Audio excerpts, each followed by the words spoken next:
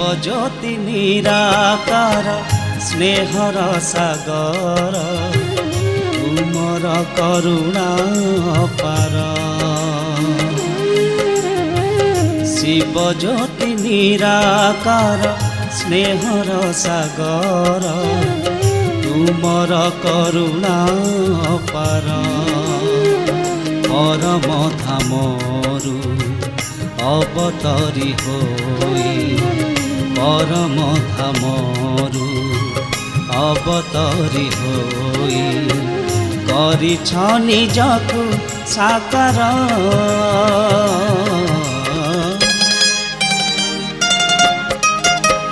शिवज्योति निराकार स्नेहर सागर तुमर करुणा अपार। तुमर करुणा अपार।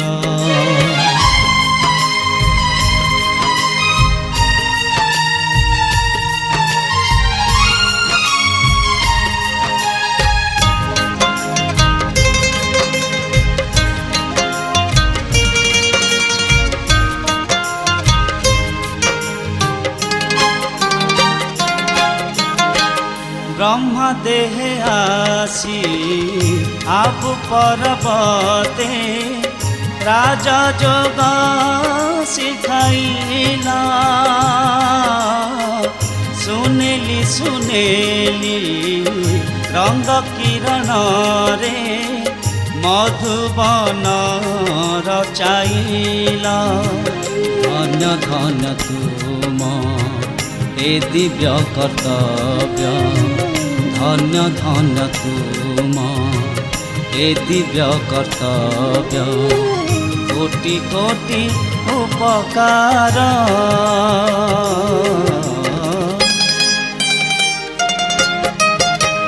शिवज्योति निराकार स्नेहर सागर तुमर करुणा अपार।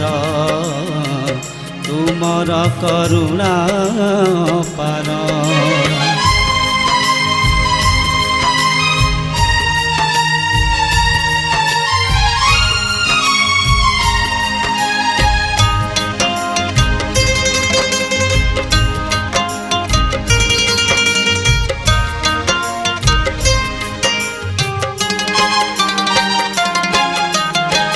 तुमे शंभुनाथ अनाथर नाथ आमे तो तुम संतान।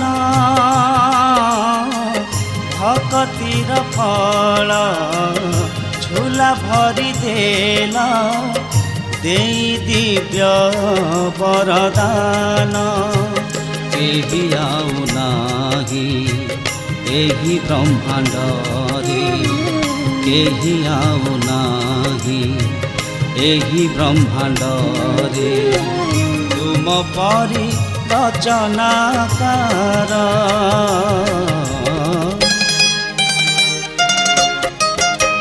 शिवज्योति निराकार स्नेहर सागर तुमर करुणा अपार। शिवज्योति निराकार स्नेहर सागर तुमर करुणा अपार। परम धामरु अवतरी होई परम धामरु अवतरी होई गरिछ निजकु साकार।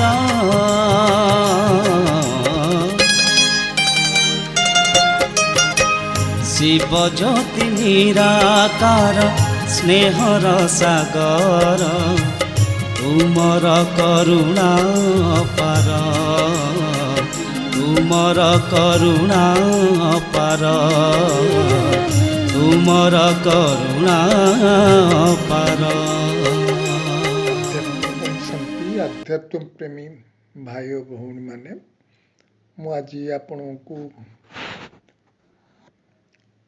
परमात्मा शिव ही मुक्तिदाता से विषय आपन किछि କହିବା ପାଇଁ ଚାହୁଁଛି, ଆପଣମାନେ ଜାଣିଥିବେ ବର୍ତ୍ତମାନ ଆମର ଶିବରାତ୍ରି ଆସୁଛି।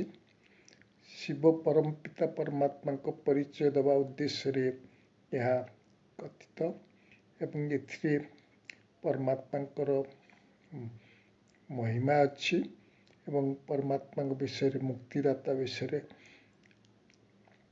ଆଲୋଚନା କରାଯିବ। ଆପଣମାନେ ଜାଣନ୍ତି ପରମାତ୍ମା ସୃଷ୍ଟିର ପ୍ରଥମ ବୀଜ, ଯେ ସୃଷ୍ଟିର ଗତି ସଦ୍ଗତି ମୁକ୍ତିଦାତା ଅଟନ୍ତି। ତେଣୁ ଶିବ ପରମାତ୍ମା ହିଁ ମୁକ୍ତିଦାତା କୁହାଯାଏ। ଆମେ ବିଭିନ୍ନ ଦେବୀ ଦେବତାଙ୍କୁ ପୂଜା କରୁ, କିନ୍ତୁ ଦେବୀ ଦେବତା ମାନେ କେବେ ମୁକ୍ତି ଜୀବନ ମୁକ୍ତି ଦେଇପାରିବେନି। କାହିଁକି ନା ସେମାନଙ୍କ କ୍ଷମତା ନାହିଁ। ତେଣୁ ପରମାତ୍ମା ଶିବ ଯିଏ ଅଜନ୍ମା, ଯାହାଙ୍କୁ ମୃତ୍ୟୁଞ୍ଜୟ ମଧ୍ୟ କୁହାଯାଏ, ଯିଏ ସ୍ୱୟମ୍ଭୁ, ଆମ ଭାଷାରେ ଶମ୍ଭୁ ମଧ୍ୟ କୁହାଯାଏ। ତେଣୁ ନିଜେ ଜନ୍ମ ନେଇଥିଲେ ଏବଂ ପରମାତ୍ମା ଆସି ସୃଷ୍ଟିରେ କିଭଳି ଭାବରେ ବର୍ତ୍ତମାନ ତାଙ୍କ କାମ କରୁଛନ୍ତି, ମୁକ୍ତି ଜୀବନ ମୁକ୍ତି ଦେବାର ରାସ୍ତା ବତାଉଛନ୍ତି, ସେ ବିଷୟରେ ଶୁଣିବା। ପରମାତ୍ମା ଯେ ଜ୍ଞାନର ଅଞ୍ଜନ ଆମକୁ ଦେଉଛନ୍ତି, କହନ୍ତି ନା ଜ୍ଞାନ ଅଞ୍ଜନ ସଦ୍ଗୁରୁ ଦିଆ ଅଜ୍ଞାନ ଅନ୍ଧକାର ବିନାଶ। ତେଣୁ ପରମାତ୍ମା ଜ୍ଞାନର ନେତ୍ର ଆତ୍ମାମାନଙ୍କୁ ଦେଉଛନ୍ତି, ଯେଉଁଥିରେ ଆମ ପାଖରେ ଯେଉଁ ଅଜ୍ଞାନ ଅନ୍ଧକାର ଅଛି ତାକୁ ଦୂରୀ ହେବ। ଆପଣମାନେ ଏଇ ଯେ ଶିବରାତ୍ରି ଆପଣମାନେ ଆସୁଛି ଦେଖୁଛନ୍ତି, ଆସିବ ଦେଖିବେ ଯେ ପରମାତ୍ମା ଆସିକି ଆମକୁ ଜ୍ଞାନ ଦ୍ୱାରା, କାହିଁ କହନ୍ତି ନା knowledge is light, knowledge is might. ପରମାତ୍ମା ଆସିକି ଏ ନଲେଜ ଦେଉଛନ୍ତି। ଏଇ ନଲେଜରେ ଆମର ଅଜ୍ଞାନ ଅନ୍ଧକାର ଦୂରୀଭୂତ ହେଇଯିବ, ଜ୍ଞାନ ନେତ୍ର ଆସିବ। ଜ୍ଞାନ ଚକ୍ଷୁ ଉନ୍ମିଳିତ ହେଲେ ଅଜ୍ଞାନ ଅନ୍ଧକାର ରହିପାରିବନି। ତେଣୁ ଏକ ତ ପରମାତ୍ମା ମୁକ୍ତିଦାତା ମାନେ ହେଉଛନ୍ତି ଅଜ୍ଞାନ ଅନ୍ଧକାରରୁ ପ୍ରକାଶକୁ ନେଇଯିବା। ଆଉ ଗୋଟେ ଦେଖନ୍ତୁ, ପରମାତ୍ମା ମୁକ୍ତି ଜୀବନ ମୁକ୍ତି ଦିଅନ୍ତି। ମୁକ୍ତି ସାଧୁସନ୍ଥ ମାନେ ତପସ୍ୟା କରନ୍ତି, ଚାହାନ୍ତି ଆମେ ମୁକ୍ତି ପାଇଯାଉ। ମୁକ୍ତି ମାନେ ଭାବନ୍ତି ଯେ ଆତ୍ମା ପରମାତ୍ମାରେ ଲୀନ ହେଇଯାଏ। ମାତ୍ର କେହି ପରମାତ୍ମା ଲୀନ ହେଇପାରିବେନି, କାରଣ ଆତ୍ମା ଏ ସୃଷ୍ଟିରେ ଆସିବ, ପାଠ ବଜିବ, ଲୀନ ହେଇପାରିବେନି। ଲୀନ ଆତ୍ମା ପରମାତ୍ମା ପ୍ରେମରେ ଲୀନ ହେଇପାରିବ, ହେଲା, ପରମାତ୍ମାଙ୍କ ସହିତ ଲୀନ ହେଇପାରିବେନି। ତେଣୁ ଆପଣ ସାଧୁସନ୍ଥ ମାନଙ୍କୁ ସେ ମୁକ୍ତି ଦେଉଛନ୍ତି। ଆଉ ଦୁନିଆର ଯେଉଁ ଅଜ୍ଞାନ ଆତ୍ମାମାନଙ୍କୁ ତାଙ୍କୁ ମୁକ୍ତି ଦେଉଛନ୍ତି। କାହିଁକି ନା ଧର୍ମରାଜ ଦ୍ୱାରା ସଜା ପାଇଲେ ଯେଉଁ ବିକର୍ମ କରିଥିବେ, ସେଥିପାଇଁ ସେମାନେ ଇଏ ମୁକ୍ତି ପାଇବେ। ତେବେ ଯାଇ ପରମାତ୍ମା ସେମାନଙ୍କୁ ସାଥିରେ ନେଇଯିବେ।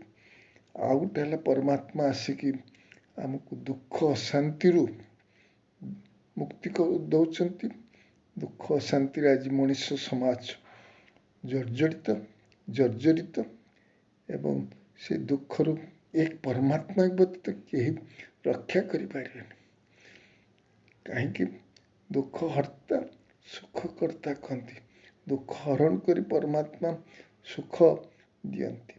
ଦୁଃଖ ହରଣ କରିବା କ୍ଷମତା ଏକ ପରମାତ୍ମା। କାହିଁ ନା ସେ ଆପଣ କହିଛି ପରମାତ୍ମା ଶିବ ହିଁ ଅଜନ୍ମା ଅଟନ୍ତି ଏବଂ ଦୁଃଖ ସୁଖରେ ସେ ଭାଗ ନିଅନ୍ତିନି, କିନ୍ତୁ ସେ ସୁଖର ସାଗର, ସୁଖଦାତା, ସୁଖର ଭଣ୍ଡାର।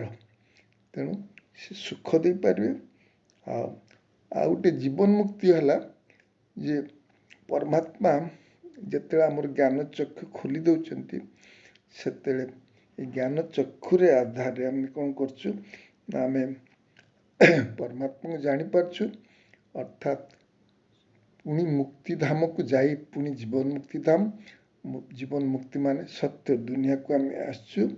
ଇଏ କେବଳ ସମ୍ଭବ ଜ୍ଞାନ ଚକ୍ଷୁ ଉନ୍ମିଳିତ ହେଲେ ଆମେ ଏସବୁ ଅନୁଭବ କରିପାରିବୁ। ପୁଣି ପରମାତ୍ମା ଆଉ ଗୋଟେ ମୁକ୍ତି ଦେଉଛନ୍ତି, ଆମକୁ ଶାରୀରିକ ବିମାରୀରୁ ମୁକ୍ତ ଦେଉଛନ୍ତି। ଦ୍ୱିତୀୟ ଦୁଃଖ କଷ୍ଟ ହେଇଥିଲେ ପରମାତ୍ମାକୁ ମୁକ୍ତ କରୁଛନ୍ତି ଶାରୀରିକ ବିମାରୀ। କାହିଁକି ନା ଭଗବାନଙ୍କ ସହିତ ପ୍ରେମରେ ଅନୁଭବ କଲେ ଶାରୀରିକ ବିମାରୀ ନିଶ୍ଚିତ ଭାବରେ କମିବ। କାହିଁକି ନା ପରମାତ୍ମା ଆମର ପିତା, ଆମର ଦୁଃଖ ସେ ଦେଖିପାରନ୍ତିନି, ତେଣୁ ସେ ଆମକୁ ମଧ୍ୟ ଆସିକି ମାନେ ଆମକୁ କ'ଣ କରୁଛନ୍ତି ନା ଶାରୀରିକ ବିମାରୀରୁ ମୁକ୍ତ କରୁଛନ୍ତି। ତେଣୁ ଏ ବିଷୟରେ ଆପଣଙ୍କୁ କହିଲି, ଆପଣମାନେ ଆମେ ଟିକେ ଡିଟେଲରେ ଆଲୋଚନା କରିବା। ଆପଣମାନଙ୍କୁ ତ କହିଛି ଯେ ପରମାତ୍ମାଙ୍କ ନାମ ହେଉଛି ପାପକଟେଶ୍ୱର। ଆଉ ଆପଣମାନେ ଦେଖନ୍ତୁ, ପାପ ଆମର କଟିବାର ଦୂର କରିବାର କ୍ଷମତା ଏକ ପରମାତ୍ମାଙ୍କ ରହିଛି। ପାପକଟେଶ୍ୱର ଆପଣମାନେ ଜାଣିଥିବେ ଯେ ଆମର ଭାରତରେ ଆନ୍ଧ୍ରପ୍ରଦେଶରେ ଗୋଟେ ଜାଗା ଅଛି ଯେଉଁଠି ଆପଣମାନଙ୍କୁ କ'ଣ କରୁଛନ୍ତି, ସେମାନେ ତା ନାଁ ହେଉଛି ପାପହର, ପାପ ହରିବା ଦେବତା। ସେ ଆସିକି ଆମର ପାପ କରୁଛନ୍ତି। ସେଇଟା ତେଲେଙ୍ଗାନାରେ ଅଛି ପାପହରେଶ୍ୱର ମନ୍ଦିର, ଅର୍ଥାତ୍ ଶିବ ଆମର ପାପ ହରଣ କରୁଛନ୍ତି। ଆଉ ଆପଣମାନେ ଦେଖନ୍ତୁ, ଶିବଙ୍କର ଗୋଟିଏ ନାମ ହେଉଛି ଗ୍ରୀଷ୍ଣେଶ୍ୱର, ଅର୍ଥାତ୍ ସେ ଲର୍ଡ ଅଫ୍ କମ୍ପାସନ୍, ଦୟାର ସାଗର। ଦୟା ନ କଲେ ସେ ଆମକୁ ମୁକ୍ତ କରିପାରିବେନି। ତେଣୁ ଇଏ ଦ୍ୱାଦଶ ଜ୍ୟୋତିର୍ଲିଙ୍ଗ ଭିତରେ ଗ୍ରୀଷ୍ଣେଶ୍ୱର ଅଛି, ଯିଏ ମହାରାଷ୍ଟ୍ରର ଔରଙ୍ଗାବାଦ ଆଉ ଏଲୋରା ଗୁମ୍ଫା ଠାରୁ ଅଳ୍ପ 1 କିଲୋମିଟର ଭିତରେ ଅବସ୍ଥିତ। ତେଣୁ ଏଠି ଆପଣମାନେ ଅନୁଭବ କରିବେ ଯେ ଏଇ ଗ୍ରୀଷ୍ଣେଶ୍ୱରରେ ଆମେ ପରମାତ୍ମା ଆସିକି ଆମକୁ କ'ଣ କରୁଛନ୍ତି ନା ଆମକୁ ସେଇଠି ଆମକୁ ଦୟା କରୁଛନ୍ତି। ପ୍ୟାରର ସାଗର ସେ, ପ୍ୟାରର ସାଗର, ପ୍ୟାରରେ ଆମ ଉପରେ ଦୟା କରି ଆମ ଦୁଃଖ ଅଶାନ୍ତିକୁ ଦୂର କରି ଆମକୁ ସୁଖ ଶାନ୍ତି ଦେଉଛନ୍ତି। ଆପଣମାନେ ଦେଖନ୍ତୁ, ଭାରତରେ ଓଡ଼ିଶାରେ ଯେଉଁଟା ଆମର ମୁକ୍ତେଶ୍ୱର ମନ୍ଦିର ଅଛି, ସେଇ ଶିବଲିଙ୍ଗ ମନ୍ଦିର ଯେଉଁଠି ଆପଣମାନେ ଦେଖିବେ ଯେ ପରମାତ୍ମା ଶିବଙ୍କର ମଧ୍ୟ ପୂଜା କରାଯାଏ। ଏ 10ମ ଶତାବ୍ଦୀର ମନ୍ଦିର ବର୍ତ୍ତମାନ ପ୍ରତ୍ନତତ୍ତ୍ୱ ବିଭାଗ ଦ୍ୱାରା ପରିଚାଳିତ। ତଥାପି ଏଠି ଲୋକଙ୍କର ଭିଡ଼ ହୁଏ, ଦର୍ଶକମାନଙ୍କର ଭିଡ଼ ହୁଏ। କାହିଁକି ନା ସେ ମୁକ୍ତି ଦିଅନ୍ତି। ତେଣୁ ଏଇ ଦୃଷ୍ଟିରୁ ଆପଣମାନେ ବିଚାର କରନ୍ତି ଯେ ପରମାତ୍ମା ଆମକୁ ଆସିକି କେତେ ସୁଖ ଶାନ୍ତି ଦେବା ପାଇଁ ଆସିଛନ୍ତି। ପରମାତ୍ମାଙ୍କ ନାମ ଅଛି, ଆପଣମାନେ ଜାଣିଥିବେ, ମହାକାଳେଶ୍ୱର, ଗୁପ୍ତେଶ୍ୱର, ମୁକ୍ତେଶ୍ୱର, ବାବା କହିଲେ ପାପକଟେଶ୍ୱର, ବୈଦ୍ୟନାଥ। ଅର୍ଥାତ୍ ଆପଣମାନେ ଦେଖନ୍ତୁ, ପରମାତ୍ମାଙ୍କର ନାମ ବି ଗୋଟେ ବୈଦ୍ୟନାଥ ଅଛି। ଏଇଟା ଦ୍ୱାଦଶ ଜ୍ୟୋତିର୍ଲିଙ୍ଗ ଭିତରେ ଅଛି, ଏଇଟା ବିହାରରେ ଅଛି। କାହିଁକି ନା ପରମାତ୍ମା ଆତ୍ମାମାନଙ୍କର ଶରୀରକୁ ମଧ୍ୟ ଭଲ କରନ୍ତି। ତେଣୁ ତାଙ୍କ ନା ବୈଦ୍ୟ। ଆଉ ଆପଣମାନେ ଜାଣିଥିବେ, ଭାରତର କୋଣେ କୋଣେ ଶିବ ମନ୍ଦିର ଅଛି, ଗାଁ ଗହଳରେ ମଧ୍ୟ ଶିବ ମନ୍ଦିର ଅଛି। ବିଶେଷତଃ ଯେଉଁଠି ଆପଣମାନେ ଦେଖିବେ ବିଖ୍ୟାତ, ଯେମିତି ଓଡ଼ିଶାରେ ମୁଁ ଆପଣମାନଙ୍କୁ କହୁଛି, ଯେମିତି ଆପଣ ଅଛନ୍ତି, ଆପଣ ଦେଖନ୍ତୁ ଆଖଣ୍ଡଳମଣି ଅଛନ୍ତି, ଆଉ ଉତ୍ତର ବାଲେଶ୍ୱରରେ ଚନ୍ଦନେଶ୍ୱର ଅଛନ୍ତି, ହେଲା, କପିଳାସ ଅଛନ୍ତି, ଏଇଭଳି ବିଖ୍ୟାତ ସ୍ଥାନ, ଲୋକନାଥ ଅଛନ୍ତି ପୁରୀରେ। ତେଣୁ ଲୋକନାଥ ମଧ୍ୟ କାହିଁକି ନା ସେ ଜନତାର ନାଥ, ଜନତା ମାନଙ୍କୁ ଦୁଃଖ ଶାନ୍ତି ରକ୍ଷା କରୁଛନ୍ତି। ତେଣୁ ଏଇସବୁ ସ୍ଥାନରେ ଦେଖନ୍ତୁ, ଯେଉଁମାନଙ୍କର କିଛି ଦୁଃଖ ହୁଏ ସେମାନେ ଯାଇ ତାଙ୍କର ମାନସିକ ମନ୍ଦିର ରଖନ୍ତି, କିମ୍ବା କେହି ଉପବାସ କରନ୍ତି, କିମ୍ବା ଯାହାକୁ ଆମ ଓଡ଼ିଆରେ କହନ୍ତି ଯେ ଆଧିଆ ପଡ଼ନ୍ତି। ଆପଣ ଦେଖନ୍ତୁ 2, 3, 4 ଦିନ ଭିତରେ 5 ଦିନ ଭିତରେ ନିଶ୍ଚିନ୍ତ ଭାବରେ ତାଙ୍କୁ ସ୍ୱପ୍ନାଦେଶ ହୁଏ। ପଣ୍ଡା ଆସି କହେ ଯେ ଆପଣଙ୍କ ମନସ୍କାମନା ପୂରଣ ହେଲା, ଆପଣ ଏସବୁ ଔଷଧ ଖାଆନ୍ତୁ ବା ଏହା ଖାଆନ୍ତୁ, ଦେଖିବେ ଆପଣଙ୍କର ଫଳ ମିଳିବ। ଆଉ ସମସ୍ତଙ୍କୁ ଫଳ ମିଳିଛି। ଆଉ ବି ଆପଣ ଦେଖନ୍ତୁ ସାରା ଭାରତରେ, ବିଶେଷତଃ ଉତ୍ତର ଭାରତରେ ଯେ ପାଣି କାଉଁରିଆ ମାନେ ଭାର ନେଇକି ଯାଉଛନ୍ତି, ସେମାନଙ୍କ ନିଶ୍ଚିତ ଭାବରେ କିଛି ନା କିଛି ଦୁଃଖ ଦୂର ହେଇଥାଏ। ତେଣୁ ତାର ପାଇଁ ସେମାନେ ଚାଲି ଚାଲି କିଏ 100 କିଲୋମିଟର, କିଏ 50 କିଲୋମିଟର ପାଣି ଭାର ଗୋଟେ ବିଖ୍ୟାତ ନଦୀରୁ ନିଅନ୍ତି, ଗଙ୍ଗାରୁ ନିଅନ୍ତି, ମହାନଦୀରୁ ନିଅନ୍ତି, କଟକର ମହାନଦୀରୁ ଗଡ଼ଗଡ଼ା ଘାଟରେ ନିଅନ୍ତି। ତ ଏଇଭଳି ଭାବରେ ନେଇକି ସେମାନେ କ'ଣ କରନ୍ତି, ପାଖ ଆଖ ନୁହେଁ, ବିଖ୍ୟାତ ଶିବ ମନ୍ଦିରରେ ଯାଆନ୍ତି। କାହିଁକି ନା ସେମାନଙ୍କର ଦୁଃଖ ଦୂର ହେଇଯାଏ। ଦୁଃଖ ଦୂର କଲା ବାଲା ଏକ ପରମାତ୍ମା ଦୁଃଖକୁ ଦୂର କରିବା ପାଇଁ ଆସିଛନ୍ତି। ତେଣୁ ଇଏ ଦୁଃଖହର୍ତ୍ତା ସୁଖକର୍ତ୍ତା ଏକ ପରମାତ୍ମାଙ୍କୁ କୁହାଯାଇପାରିବ, ଶିବଙ୍କୁ କୁହାଯାଇପାରିବ। କାହିଁକି ନା ସିଏ ଜନ୍ମ ମୃତ୍ୟୁ ଚକ୍ରରେ ଆସନ୍ତିନି ଏବଂ ସିଏ ସର୍ବଶକ୍ତିମାନ। ସେ ସମସ୍ତଙ୍କୁ ଦୁଃଖ ଶାନ୍ତିରୁ ରକ୍ଷା କରନ୍ତି, ସମସ୍ତଙ୍କୁ ସୁଖ ଶାନ୍ତି ଦିଅନ୍ତି ଏବଂ ପ୍ରେମ ଆନନ୍ଦ ସମସ୍ତ ଭରି ଦିଅନ୍ତି। ତେଣୁ ଆପଣମାନଙ୍କୁ କହିବା କଥା, ଯଦି ଆପଣମାନେ କିଛି ଅନୁଭବ କରିବା ପାଇଁ ଚାହାନ୍ତି, ତେବେ ଆପଣମାନେ ଏସବୁ ଅନୁଭବ କରିପାରିବେ। ଏ ଶିବ ମନ୍ଦିର ବିଷୟରେ ଆପଣ ଅନୁସନ୍ଧାନ କରିପାରିବେ।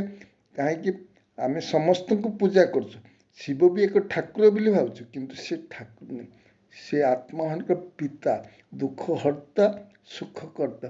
ତାଙ୍କ ନାଁ ଆଶୁତୋଷ।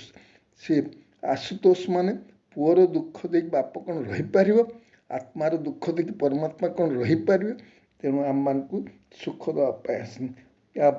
ପରମାତ୍ମା ସୁପ୍ରିମ୍ ସାର୍ଜନ ଅଛନ୍ତି। ସିଏ ଆମକୁ ଜ୍ଞାନ ଇଞ୍ଜେକ୍ସନ୍ ଦେଇ ଆମର ଆତ୍ମାଙ୍କୁ ଜାଗ୍ରତ କରୁଛନ୍ତି। ତେଣୁ ସେ ବିଷୟରେ ବି ଆମେ ଟିକେ ଆଲୋଚନା କରିବା। ଶାସ୍ତ୍ରରେ ଆମେ ବର୍ଣ୍ଣିତ ଅଛି, ଶିବ ପାର୍ବତୀଙ୍କୁ ପାହାଡ଼ ଉପରେ ଅମର କଥା ଶୁଣାଇଥିଲେ। ତେବେ ପାହାଡ଼ର ଯେଉଁ କଥା ଗାୟନ ଅଛି, ସେ ବିଷୟରେ ଆପଣମାନେ ଦେଖନ୍ତୁ। ମାଉଣ୍ଟ ଆବୁ, ସେ ମଧ୍ୟ ଏକ ପାହାଡ଼ ଯେଉଁଠି ଥଣ୍ଡା ବହୁତ, ଏବଂ ସେହି ସମୟରେ ଶିବ ପରମାତ୍ମା ଆସିକି ଏବେ ପାର୍ବତୀ ମାନେ ଆତ୍ମାମାନଙ୍କୁ ଏ ଜ୍ଞାନ ଶୁଣାଉଛନ୍ତି, ଯେଉଁଥିରେ ଆପଣମାନେ ଦେଖନ୍ତୁ କେତେ ଆତ୍ମା ପାର୍ବତୀ, କେତେ ଆତ୍ମା ଉପକାର ପାଇଛନ୍ତି। ସବୁ ଭାଇ ଭଉଣୀମାନଙ୍କ ଜୀବନ କାହାଣୀ ଶୁଣନ୍ତୁ। କାହାକୁ ଦେଖିବେ ଶ୍ୱାସ ରୋଗ ହୋଇଥିଲା, ତାର ଭଲ ହେଇଛନ୍ତି ହେଲା। କାହିଁକି ନା ପରମାତ୍ମାଙ୍କ ୟାଦରେ, ସେଥିପାଇଁ ସେମାନେ କୌଣସି ଔଷଧ ଖାଇନାହାନ୍ତି। ଆପଣମାନେ ଦେଖନ୍ତୁ, କିଏ ବଧିର ଥିଲା, ସେ କାନ ପାଇପାରୁଛି। କାହାର ଜଖମ ହେଇଥିଲା, କାହାର କ୍ୟାନ୍ସର ହେଇଥିଲା, ଆଉ ପରମାତ୍ମା ଲାଭରେ ଏତେ ଲିନ ହେଇଯାଇଛନ୍ତି, ଦିନ ରାତି ପରମାତ୍ମାଙ୍କୁ ୟାଦ କରିଛନ୍ତି, ଯୋଗ କରିଛନ୍ତି, ସେମାନେ ଭଲ ହେଇଯାଇଛନ୍ତି। ଇଏ ଆଖି ଦେଖା କଥା, ଇଏ କୌଣସି ଗପ ନୁହେଁ। ଆପଣମାନେ ଯାଆନ୍ତୁ କୌଣସି ଈଶ୍ୱରୀୟ ବିଶ୍ୱବିଦ୍ୟାଳୟ, ତେଣୁ ଅନୁଭବ କରିବେ। ତେଣୁ ମାଉଣ୍ଟ ଆବୁ ଯେଉଁଠି ପରମାତ୍ମାଙ୍କର ଅବତରଣ ସ୍ଥାନ, ଆଉ ପ୍ରତ୍ୟେକ ଆଶ୍ରମ ଭାରତରେ, ସିଏ ମଧ୍ୟ ମାଉଣ୍ଟ ଆବୁ ଯେମିତି ଏକ ମନ୍ଦିର ଭଳି, ଭାରତର ପ୍ରତ୍ୟେକ ସେବା ସ୍ଥାନ, ବ୍ରହ୍ମା କୁମାରୀ ଆଶ୍ରମ, ଏ ବି ଏକ ମନ୍ଦିର ଭଳି ଶିବଙ୍କ ମନ୍ଦିର, ଯେଉଁଠି ଇଏ ଶିବଙ୍କର କର୍ମଭୂମି। ପରମାତ୍ମା ସବୁ ଆତ୍ମାଙ୍କୁ ଏଇ ସେଣ୍ଟର ମାଧ୍ୟମରେ ଆସିକି ଆମକୁ କ'ଣ କରୁଛନ୍ତି ନା ସୁଖ ଶାନ୍ତି ଦେଉଛନ୍ତି। ତେଣୁ ଆପଣମାନେ ଦେଖନ୍ତୁ, ବୈଦେଶ୍ୱର କାହିଁକି କୁହାଯାଇଛି ଆପଣମାନେ ନା ପରମାତ୍ମା ବୈଦ୍ୟ ଭଳିଆ କାମ କରନ୍ତି। ବୈଦ୍ୟ କାହିଁକି ନା ରୋଗର ଔଷଧ ଦିଏ, ଭଲ ହୁଅନ୍ତି। ତେଣୁ ଆପଣମାନେ ଦେଖନ୍ତୁ, ମାଉଣ୍ଟ ଆବୁରେ ଏମିତି ଏକ ଅଛି ଯେଉଁଠି ଆପଣମାନେ ଦେଖନ୍ତୁ, ଯୋଗ ଦ୍ୱାରା ଆମର ହୃତ୍ପିଣ୍ଡର ଯେ ଆର୍ଟାରୀ ଯେତେବେଳେ ବନ୍ଦ ହେଉଛି, ଆମକୁ ଅପରେସନ୍ ନ କରିକି, ଅପରେସନ୍ ଯଦି ଆପଣ କରିବେ ତା ପୁଣି ଆପଣ ଷ୍ଟେଣ୍ଟ ଦେବେ ବା କୌଣସି ଦେବେ, ସେ ପୁଣି ରିପିଟ୍ ହେବାର ଅଛି। କିନ୍ତୁ ଆପଣମାନେ ଦେଖିବେ ବିନା ମାନେ ଅପରେସନରେ ପ୍ରାୟ ମାଉଣ୍ଟ ଆବୁରେ ଏଭଳିଆ ଚିକିତ୍ସା କରାଯାଉଛି ଯେଉଁଠି ଆପଣମାନେ ଦେଖିବେ ବିନା ପଇସାରେ 10,000 ପର୍ଯ୍ୟନ୍ତ ଏବେ ଲୋକ ନିଜ ଜୀବନ ଫେରି ପାଇଛନ୍ତି, ଯାହାକୁ ଡାକ୍ତର କହିଛି ଇଏ ଆଉ ବଞ୍ଚିବନି। କିନ୍ତୁ ଏଇ ରାଜଯୁଗର ଅଭ୍ୟାସ, ସାମାନ୍ୟ ଔଷଧ ଆଉ ମେଡିଟେସନ୍ ଆଉ ଫୁଡ୍ ହ୍ୟାବିଟ୍ ଏହାକୁ ଚେଞ୍ଜ କରାଯାଉଛି।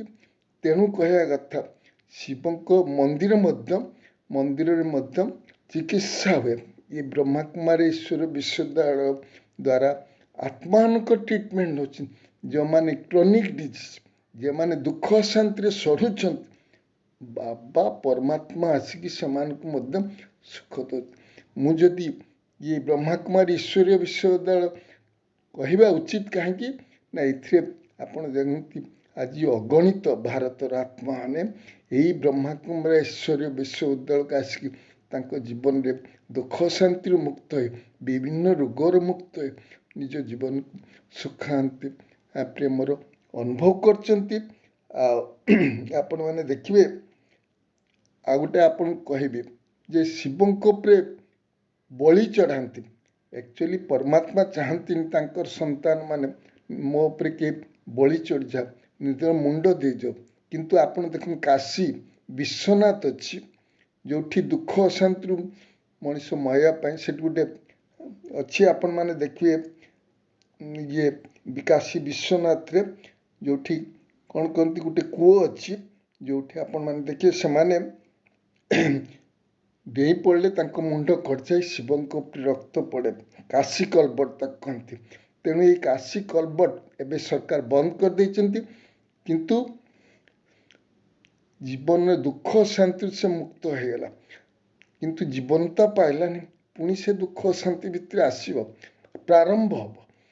ତେଣୁ ସେଥିପାଇଁ ପରମାତ୍ମାକୁ କହିଲେ, ପିଲାମାନେ ତୁମ ମୁଣ୍ଡ ଦିନି, କିନ୍ତୁ ତୁମ ବୁଦ୍ଧି ମୋତେ ଦେଇଦିଅ, ମୋ କଥାରେ ଚାଲ, ମୋ ଶ୍ରୀମତରେ ଚାଲ। ଭଗବାନଙ୍କ ଶ୍ରୀମତ ଚାଲିଲେ ତୁମ ଜୀବନରେ ସୁଖ ଶାନ୍ତି ପବିତ୍ରତା ଆସିବ।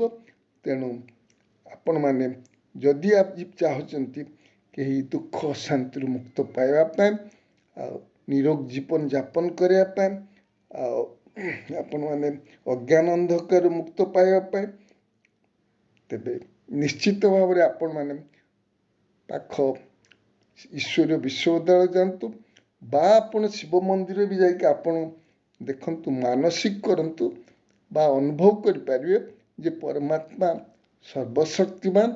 ଆପଣ ତାଙ୍କୁ ମନ୍ଦିରରେ ପାଇବେନି, କିନ୍ତୁ ଆପଣଙ୍କର ଅଳ୍ପ କାଳର ଯେଉଁ ଦୁଃଖ ଥିବ ସେ ମଧ୍ୟ ଦୂରୀଭୂତ ହେଇଯିବ। ତେଣୁ ଯଦି ସଦାକାଳର ଦୁଃଖ ଦୂର କରିବା ପାଇଁ ଆପଣମାନେ ସୁଖ ଦୁନିଆକୁ ଯିବା ପାଇଁ ଚାହାନ୍ତି, ଶାନ୍ତି ଦୁନିଆକୁ ଯିବା ପାଇଁ ଚାହାନ୍ତି, ସ୍ୱର୍ଗ ଦୁନିଆକୁ ଯାଏ ପ୍ୟାରାଡାଇଜକୁ ଯିବା ପାଇଁ ଚାହାନ୍ତି, ଯେ ପରମାତ୍ମା ଆସି ଯେଉଁ ଜ୍ଞାନ ଅମୃତ ବର୍ତ୍ତମାନ ସମୟରେ ଈଶ୍ୱରୀୟ ବିଶ୍ୱବିଦ୍ୟାଳୟ ଦେଉଛନ୍ତି, ଆପଣମାନେ ଶୁଣନ୍ତୁ ଏବଂ ଆପଣ ଦେଖିବେ ଜୀବନରେ ଯେତେ ଦୁଃଖ ଅଶାନ୍ତି ଅଛି ଦୂର ହେଇଯିବ। ପରମାତ୍ମାଙ୍କ ସହିତ ଯୋଗର ଅଗ୍ନି କହନ୍ତି ନା, ଯୋଗର ଅଗ୍ନି ବହୁତ ପାୱାରଫୁଲ୍। ଯୋଗର ପାୱାରଫୁଲ୍ ଯୋଗ ହେଲେ କ'ଣ ହେବ? ପରମାତ୍ମାଙ୍କ ଶକ୍ତି ଆମ ଭିତରେ ପ୍ରବେଶ କରିବ, ଆମ ଭିତରେ ବିକର୍ମ ବିନାଶ କରିବ। କାହିଁକି? ପରମାତ୍ମା କାମ ହେଉଛି ଯେ ବିକର୍ମ ବିନାଶ କରି ଆମକୁ ସୁଖ ଶାନ୍ତି ଦେବା, ଦୁଃଖ ଅଶାନ୍ତିରୁ ମୁକ୍ତ କରି ମୁକ୍ତି ଜୀବନ ମୁକ୍ତି ଦେବା। ସିଏ ମୁକ୍ତିଦାତା, ଶିବ ମୁକ୍ତିଦାତା, ଆମକୁ ମୁକ୍ତି ଜୀବନ ମୁକ୍ତିର ବର୍ଷା ଦେବା ପାଇଁ ହେଇଛନ୍ତି। ଆପଣମାନେ ଯଦି ଚାହୁଁଛନ୍ତି ଏହି ସମୟରେ ଥରେ ଆପଣମାନେ ଏ ଦୁଃଖ ଶାନ୍ତିରୁ ମୁକ୍ତ ପାଇବା ପାଇଁ ଆଖି ଖୋଲି ଦେଖନ୍ତୁ, ଭଗବାନ ଆଜି ଦୁନିଆରେ ଆସିଛନ୍ତି। ଏ ଈଶ୍ୱରୀୟ ବିଶ୍ୱବିଦ୍ୟାଳୟ ଦ୍ୱାରା ପଢ଼ାଉଛନ୍ତି, ଆମକୁ ଜ୍ଞାନ ନୟନ ଦେଇ ପିଲାମାନେ ଚିହ୍ନ ଭଗବାନ ନିରାକାର ଜ୍ୟୋତିର୍ବିନ୍ଦୁ, କୌଣସି ଦେହଧାରୀ ନୁହନ୍ତି, ସେ ବିନ୍ଦୁ, କିନ୍ତୁ ସେ ଗୁଣର ସିନ୍ଧୁ, ଶକ୍ତିର ସିନ୍ଧୁ। ତେଣୁ ଏଇ ଶକ୍ତି ଯଦି ପାଇବା ପାଇଁ ଚାହେଁ, ରୋଗ ଅଶାନ୍ତିରୁ ଯଦି ବଞ୍ଚିବା ଚାହାନ୍ତି, ନିଶ୍ଚିତ ଭାବରେ ଆପଣ ଈଶ୍ୱରୀୟ ବିଶ୍ୱବିଦ୍ୟାଳୟକୁ ଯାଆନ୍ତୁ ଏବଂ ଯେଉଁଠି ଆପଣମାନେ ଅନୁଭବ କରିବେ ଯେ ଇ ଈଶ୍ୱରୀୟ ବିଶ୍ୱବିଦ୍ୟାଳୟ ଶିବ ମନ୍ଦିର ଅଟେ, ଯେଉଁଠି ଆପଣଙ୍କୁ ମୁକ୍ତି ଜୀବନ ମୁକ୍ତିର ରାସ୍ତା ବତାଯାଉଛି, ଯେଉଁଠି ଆମେ ସୁଖ ଶାନ୍ତି ପାଇପାରିବା, ଆନନ୍ଦ ପ୍ରେମ ପାଇପାରିବା ଏବଂ ଆମ ଜୀବନକୁ ଧନ୍ୟ କରିପାରିବା। ତେଣୁ ଶିବରାତ୍ରି ଉପଲକ୍ଷେ ଆପଣ ସବୁ ଭାଇ ଭଉଣୀମାନଙ୍କୁ ଅନୁରୋଧ ଯେ ଥରେ ଆପଣମାନେ ଯାଆନ୍ତୁ ଈଶ୍ୱରୀୟ ବିଶ୍ୱବିଦ୍ୟାଳୟରେ, ଶିବ ମନ୍ଦିରକୁ ଯିବେ, ଉପବାସ ତ କରିବେ, ସେ ବିଷୟରେ ଆପଣଙ୍କୁ ଅନ୍ୟ ଦିନେ ଶୁଣେଇବି, କିନ୍ତୁ ଆପଣମାନେ ଈଶ୍ୱରୀୟ ବିଶ୍ୱବିଦ୍ୟାଳୟକୁ ଯଦି ଯାଇବେ, ଯିଏ ସଚ୍ଚା ଶିବ ମନ୍ଦିର, ଯେଉଁଠି ଆପଣମାନେ ମୁକ୍ତି ଜୀବନ ମୁକ୍ତି ପାଇପାରିବେ, ଜୀବନକୁ ସୁଖ ସମ୍ପନ୍ନ କରିପାରିବେ, ଧନ୍ୟ ଅନୁଭବ କରିବେ। କାହିଁକି ପରମାତ୍ମା ଖୁଦା ଯିଏ ଦୁନିଆକୁ ଆସିଛନ୍ତି ଆମକୁ ସୁଖ ଶାନ୍ତିର ବର୍ଷା ଦେଇ ସୁଖ ଶାନ୍ତିର ରାସ୍ତା ବତାଉଛନ୍ତି। ଆପଣମାନଙ୍କୁ ଅନୁରୋଧ ହିଁ ରହିଲା। ଆଚ୍ଛା, ଓಂ ଶାନ୍ତି।